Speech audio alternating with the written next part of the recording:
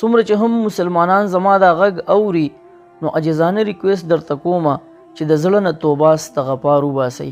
کومه زلزله چې ملګرو په پاکستان کې وشوه نو سپیډ د هغې یادیږي چې 7.7 سپیډو. نو سوچ کوئ ملګرو چې څومره تیزه زلزله وه. بیا د پاکستان په هر یو ښار کې د دې زلزلې دغه جټکې چې کومې دي هغه محسوس شوي دي. الحمدلله د اوسه پورې خو داسې څه خبر رانغلی چې یاره یو ځای کې نقصان کړی وي. خو په کمنټس کې زموږ سره شریک کړئ چې آیا ستاسو په علاقه خو څه نقصان نه دی کړی. بیا ملګرو زلزله ولې راځي؟ الله جل شانه په قرآن کې فرمایي چې کله ظلم سیوا شي کله فحاشي سیوا شي نو زه زلزله راولم. په دې باندې زموږ کلک ایمان دی.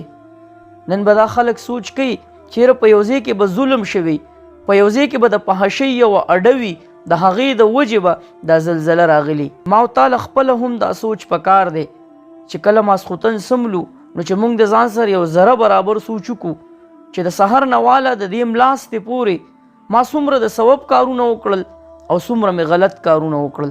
که چېرې دا سوچ موږ وکړو نو زه یم انشاءالله العزیز چې موږ د ځان نه شروع وکړو چې یاره موږ کوم ګناهونه کوو د ورځې نو دغه ګناهونه ختم کړو نو انشاءالله العزیز چې هر یو کس دا عهد وکړي نو بیا به دا سوچ نه کوي چې یاره په دې پاکستان کې به داسې په یو ځای کې ظلم شوی، په یو ځای کې به فحاشي وي نو د دې وجې الله جل شانه د زلزلې دغه جټکې راوستې او خبرداری ورکو چې ګوره زه موجود یم، د دنیا په بله هم اړولی شم خو سم شئ.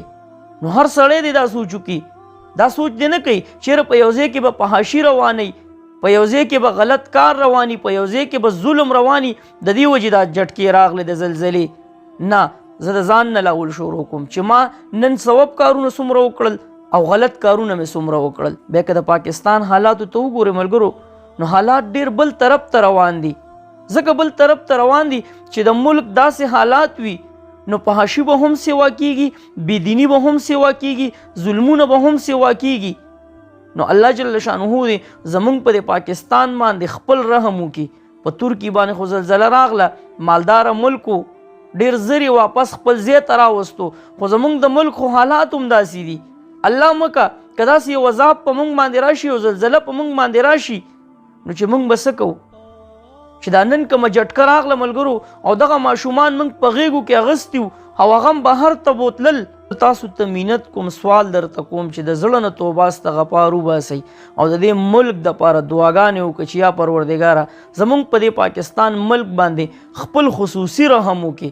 یا ربه مونږ خو د داسې قسم تکلیفونو عادت نه یو ربه، که چېرې په مونږ داسې قسم تکلیف راغلی نو چې مونږ به څه کوو؟ دا پیغام لرې پورې ورسوئ ملګرو چې ډېر استغفار وویلی شي او ډېرې دعاګانې وشي. د روژې مبارکه میاشت را روانه ده چې د روژې آغاز موږ په داسې طریقه باندې وکړو چې انشاءالله العزیز د نن نه بعد به زه د سره غلط کار نه کوم.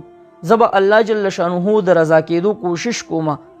او بیا ملګرو روژه راغله، زمونږ ډېر پښتانه وروڼه د دې نه ګیلهمن دي وایي چې کله روژه راشي زمونږ په پاکستان کې هر یو څیز یو په دوه شي، ګران شي، نو زلزله به نه راځي. نو موږ له خپل اعمال ټیک کول پکار دي. که زما یو کاروبار دی، که زما یو روزګار دی، نو ما له دا سوچ کول پکار دي چې زه ځان له څومره پیدا ورکوم او بل له څومره پیدا ورکوم. نو الله جل شانه دې په موږ رحم او فضل وکړي.